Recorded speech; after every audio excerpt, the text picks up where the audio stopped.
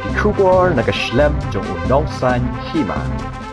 Hashwag election siteng samoy ka New Thep National Liberation Council kala pentui ki Paidbah banam Thep syaka National People's Party hanrai kumba kalong menta ka National People's Party kalayo jingjap haki artali ki constituency bat ki UDP kabadon lang hak sorkar ka job hak awaypan habakaliyo sembut menteri rang ba la udon AA ni am ban ong halor kani nakaliang ke jongu uong ba don AA bat ula ong ru ban Thep vote kadai ka hok jong ki Paidbah bat dan bala ban Khang Ïano ken Thep nakaliang ka jong ulai kublai ya ki Paidbah jong ki laitali ki constituency ki bala Thep bat ai jingjap ya ka sorkar MDA hakani ka election siteng samoy kabadang sudap. Because see, as I said too, this is the constitutional right.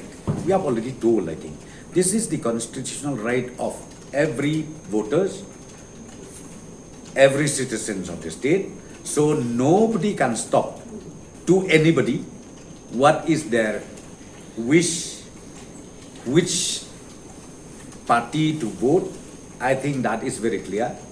So therefore, I don't have to react anything. But let me just place it on record. I really thank the 3 constituencies who voted in favor of the MDA government.